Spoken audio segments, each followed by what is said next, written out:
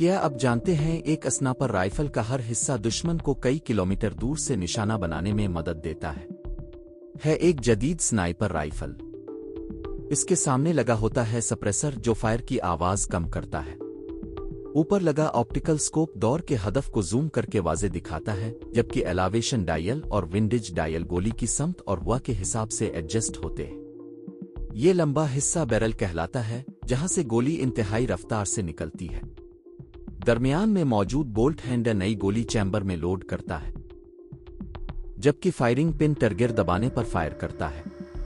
نیچے لگا box magazine گولیوں کو محفوظ رکھتا ہے اور بائیپاڈ رائفل کو زمین پر مستحکم بناتا ہے تاکہ نشانہ نہ ہلے۔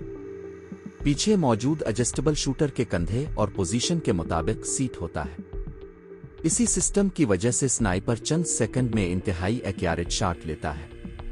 اینڈنگ، آپ کے خیال میں سب سے اہم حصہ کون سا ہے؟ Scope, barrel? کامنٹ کریں۔